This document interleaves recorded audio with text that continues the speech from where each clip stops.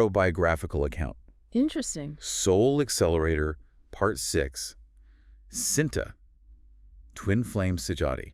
Wow. Have you heard of twin flames before? Yeah, I've heard the term. Yeah, it's this idea that for each of us, there's another soul out there. Mm-hmm. That's like our perfect mirror, our other half. Okay, yeah. But Richard takes this idea even further, blending his personal journey with some pretty deep philosophical concepts. Like what? Well, it's almost like he's created this tapestry of love, spirituality, and philosophy, I see. all based on his own experiences and insights. Yeah, that's really interesting. Yeah, what I find super interesting is how he connects his childhood experiences with his current quest for his twin flame. Yeah. He was totally captivated by his parents' love story, which he believes was a true twin flame connection. And this wasn't just a fleeting fascination. It really shaped his entire outlook Wow. on love and relationships. It makes sense. He even describes himself as the altar of their love. That's powerful. Such a powerful image, right? Absolutely. Yeah. And it's not just an image. Oh. It actually influenced his actions. How so? Like when he talks about doing chores as a kid, like going to the market, taking care of his siblings. Okay. He did it not out of obligation, Interesting. but as an expression of his parents' love. I see. So it kind of speaks to the depth of his belief in their connection Yeah, and how much it impacted his own life. definitely. It's like their love was this guiding force for him, Mm-hmm. shaping his understanding of what a truly profound connection could be. Right. Later on, he talks about his first moral decision, Okay. which seems to have further shaped his approach to relationships. Interesting. He doesn't go into much detail in the book, Okay. but it seems to be linked to his need for reassurance and testing the depth of love. Oh, I see. Yeah. It's fascinating how those early experiences can have such a lasting impact on us, Absolutely. especially when it comes to love, right? Sure. But let's delve into some of Richard's core beliefs about twin flames, Yeah. particularly this idea of divine design, Okay. which he calls the triune pattern. Triune. Interesting. Yeah, so the triune pattern is basically this three-part structure, Okay. parent, parent, child, Mm-hmm. which Richard believes is a reflection of a much larger cosmic pattern. I see. It's like a fundamental blueprint for creation, Okay. both in the universe and in our personal lives. Interesting. I mean, think about it. How many important relationships in your own life Yeah, follow this pattern? that's true. He even suggests that the creator of the universe Wow. is a pair of twin flames. That's a mind-blowing concept. Right. Yeah. And he uses this idea to explain the existence of different types of beings. Okay. He talks about creation versus procreation. Essentially, beings created through creation, Mm-hmm. like the angel Gabriel, according to Richard, Right. exist to serve a specific purpose, Okay. but can't reproduce. Interesting. On the other hand, beings created through procreation, like humans, Right. are designed to have children and continue the cycle of life. Yeah. It's a way of understanding the diversity of creation No, okay. within this larger framework of twin flames. It's fascinating. Yeah, it's like he's saying there's this inherent duality at the heart of everything, Wow. from the cosmos down to our personal relationships. It's a big idea. He even uses the phrase, as above, so below, Oh, yeah. to illustrate this mirroring effect. I see. So if the universe is founded on this principle of twin flames, Mhm. then maybe our human relationships are meant to reflect that same profound connection and purpose. That makes sense. It's an interesting perspective, isn't it? It is. This idea that our love lives are somehow connected to this grand cosmic plan. But Richard doesn't stop at just laying out these theoretical concepts. Oh. He actually shares his personal quest for finding his own twin flame. Okay. And it's full of twists and turns. So what happened? Well, he even talks about receiving guidance Ooh. from a seemingly divine source, Wow. which he calls miyakara. Okay. It's like a mystical message he receives one night, Really? laying out the steps he should take in his search for his twin flame. That's amazing. I mean, talk about an unconventional dating guide, right? Definitely. It's quite detailed, too. Wow. Miyakara tells him to approach potential connections with trust Oh. and openness, Mhm. to engage in deep conversations, Right. to observe their character without revealing the concept of twin flames prematurely, Okay. and above all, to respect their free will. I see. It's almost like a divine checklist for finding true love. Yeah. And Richard's been on quite a journey himself. Okay. He openly talks about his 2 previous marriages and how they ultimately weren't twin flame connections. Gotcha. In fact, he describes his second marriage Okay. as A beautiful separation. Beautiful separation. I mean, what do you even think that means? I don't know. Can a separation truly be beautiful? Yeah. It challenges conventional notions Yeah, absolutely. of how relationships should end. Definitely. It seems that for Richard, those experiences, while not leading him to his twin flame, Right. were actually crucial steps in his journey. Okay. They told him valuable lessons about love, Yeah. compatibility, and what he truly desires I see. in a relationship. Right. Like he was being prepared for something deeper, something more aligned with this idea of a twin flame connection. Yeah. Okay. And this brings us to his belief in a top-down approach to spiritual evolution. Top down. Yeah, it's a bit different from the bottom-up approach Okay. that a lot of us are familiar with. Right. Most of us think about spiritual growth as this gradual process of self-improvement, Yeah. working our way up through meditation, personal development, and so on. Right. That's the bottom-up approach. Gotcha. But Richard believes that for a true twin flame connection to occur, Yeah. you need a top-down approach, Okay. aligning yourself with a higher spiritual understanding first. I see. It's like tuning into a divine frequency Interesting. before you can even recognize your twin flame. So you can't force this kind of connection. Right, exactly. It has to come from a place of spiritual alignment.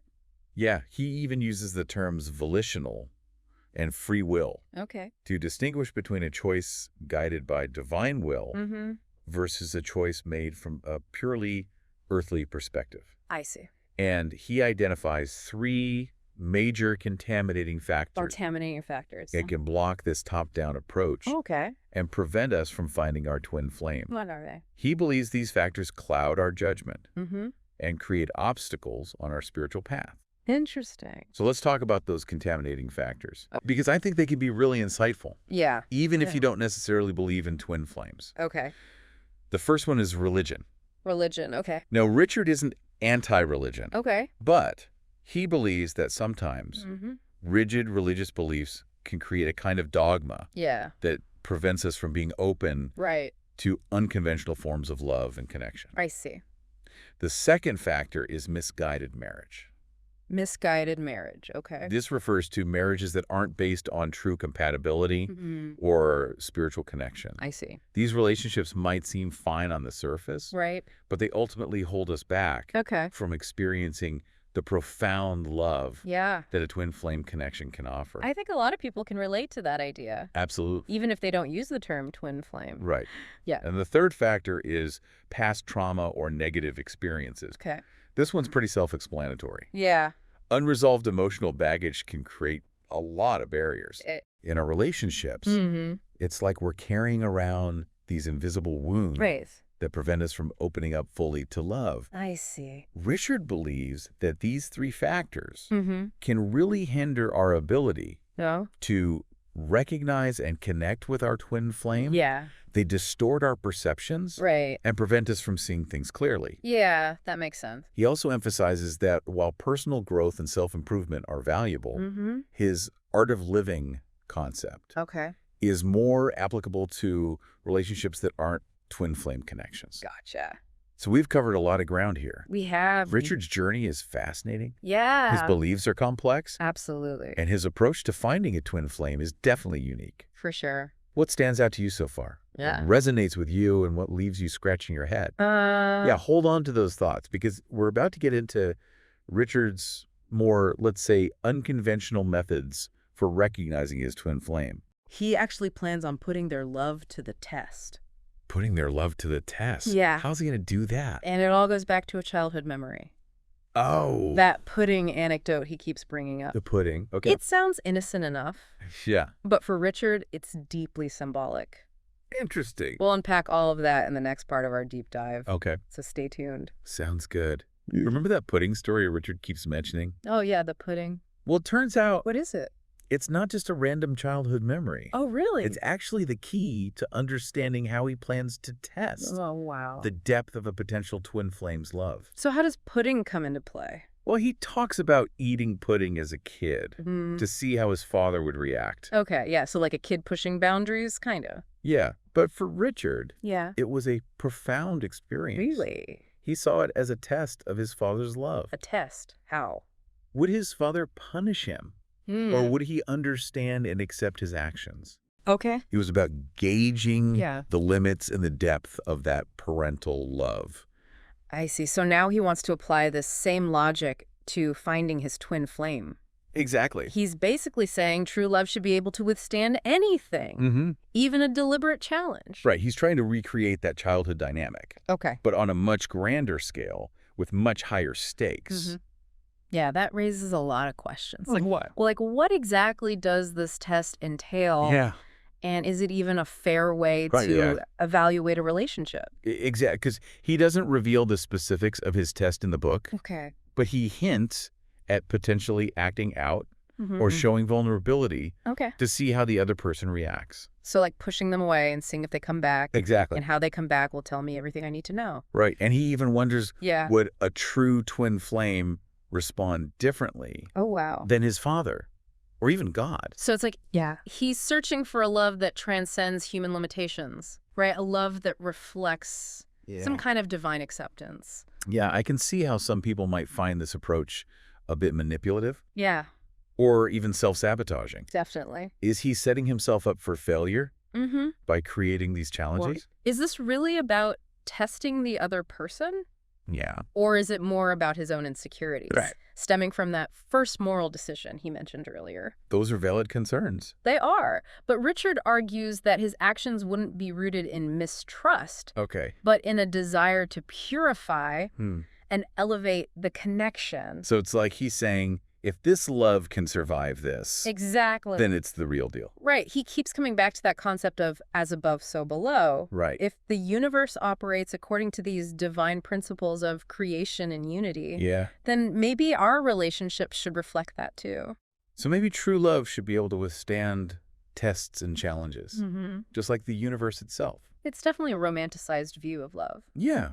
But Richard believes that this kind of testing is necessary Right. to separate true love from superficial affection. He's not looking for a love that's fragile or conditional. Right. He wants something that's rock solid, Yeah. something that can't be broken. So for Richard, this isn't about playing games or manipulating someone. Right. It's about seeking a love that reflects a higher spiritual truth. It's about finding a connection that embodies those divine principles he believes in so strongly. He seems to be suggesting that twin flames have a specific mission here on Earth, Okay. a purpose that goes beyond individual fulfillment. So it's like their connection is meant to contribute to a larger spiritual awakening or evolution. That's a pretty big claim. Right. Do you have to buy into this whole cosmic framework Yeah. to believe in twin flames? Right.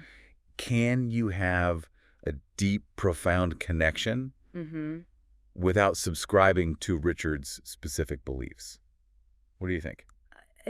It's fascinating to consider, whether Yeah. you agree with him or not. Richard challenges us to think differently about love and connection. He pushes us to question our own assumptions Definitely. and to explore the possibility of a love Yeah. that transcends the ordinary. And he doesn't shy away from asking the big questions. Oh, yeah, like what? Remember, after his 6-month period of self-segmentation, Oh, yeah. which, by the way, is his term for intense introspection and self-discovery, Okay. he emerges with this direct question for anyone listening. Okay. Do you know who you are?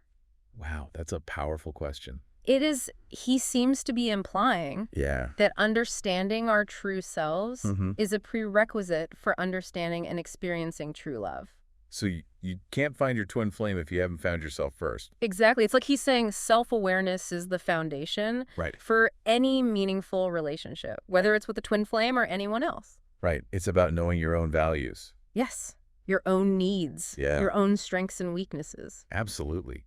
Richard's story is full of intriguing ideas and unconventional approaches to love and spirituality. He blends personal experience, philosophical musings, and spiritual searching in a way that's both compelling and thought-provoking. And while his methods for finding and testing love might seem unusual, his sincerity and his yearning for a profound, transformative connection are undeniable.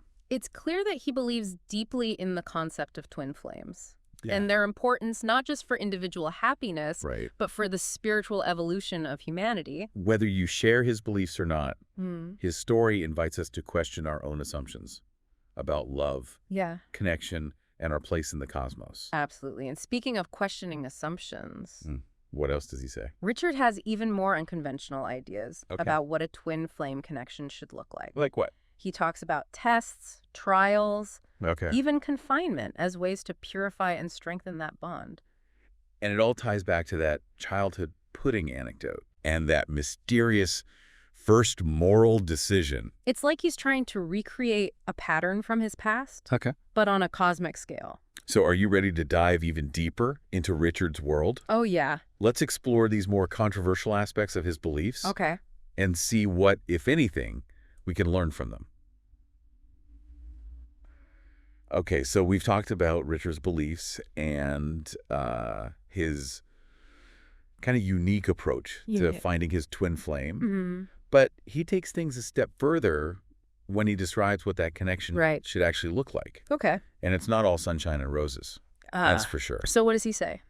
Well, he introduces this concept of purification through trials. Purification through trials, okay. Almost like a spiritual test of fire. A test of fire, wow. For the relationship. Interesting. It's like he's saying true love shouldn't just be easy and comfortable. Yeah. It should be transformative, even challenging. Okay. He uses this analogy of a copel rim. Copel rim. Which, for those of you who don't spend your days blacksmithing, is a tool used to refine and shape metal.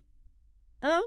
It's like he wants his love to be put through the fire. I see. Hammered and molded into something stronger. Yeah, it's a pretty intense metaphor. Right. Yeah, he's basically saying that he wants to be challenged, pushed to his limits in order to forge a deeper connection. And then there's this whole idea of being locked in a gudang. A gudang? What's that? Which is Indonesian for a storage room or warehouse. Oh, okay. As another form of testing. Testing, so like he wants to be locked up. It's almost like he wants to see if his twin flame would be willing to confine him. Wow. To test the boundaries of their love and their ability to free him from his own limitations. It's certainly not your typical idea of romance. Right. Yeah. Some might even say it sounds a bit unhealthy. Yeah. This desire for such intense trials. Yeah. And potential for drama. I mean, is it realistic to expect someone to participate in these kinds of tests? Yeah, and where do you draw the line? Right. Between a healthy challenge and something that's potentially harmful. Could you handle this level of intensity in a relationship? I don't know. Richard seems to believe that this kind of testing is necessary to distinguish true love from superficial affection. Yeah. He's looking for a connection that can withstand even the most unconventional challenges. And he keeps circling back to that pivotal first moral decision he experienced as a child. He doesn't explicitly describe it. Right. But he implies it was a defining moment in his understanding of love and commitment. I see. And it seems to be driving his need for these intense tests of loyalty and devotion. It's like he's trying to recreate that childhood scenario. Yeah. But on a grander scale. Right. Seeking a love that's been proven through trials, not just promised through words. But he emphasizes that his intention isn't to manipulate or control the other person. He believes that a true twin flame would understand and embrace the challenge, recognizing it as part of a larger spiritual journey. So it's like he's saying that true love should be transformative. Exactly. Not just comfortable. Right. It should push us to grow, to confront our limitations, and to become our best selves. So after 6 months of self-segmentation, a lifetime of searching, and armed with these unconventional beliefs, Richard is ready for that ultimate test. That profound connection that reflects not just human love, but divine unity. He's asking, do you know who you are? It's a powerful question, right? It is. And it's not just a challenge to potential twin flames. Right. But an invitation to all of us to embark on a journey of self-discovery and spiritual exploration. His story is undoubtedly unique and thought-provoking. He's woven together personal experience, philosophical ideas, and spiritual searching. In a way that challenges conventional notions of love and relationships. And whether or not you agree with his methods, it's hard not to be intrigued by his passion and his unwavering belief in the power of twin flames. His story raises important questions. It does. About the nature of love, the importance of self-awareness, and the possibility of finding a connection that transcends the ordinary. So as we wrap up our deep dive into Richard's world, Yeah. we leave you with this. Okay. What are your thoughts on his approach to finding and testing love? Does it resonate with you? Yeah. Or do you have a different perspective? We'd love to hear your reflections on this fascinating journey into the world of twin flames. Thanks for joining us on the deep dive at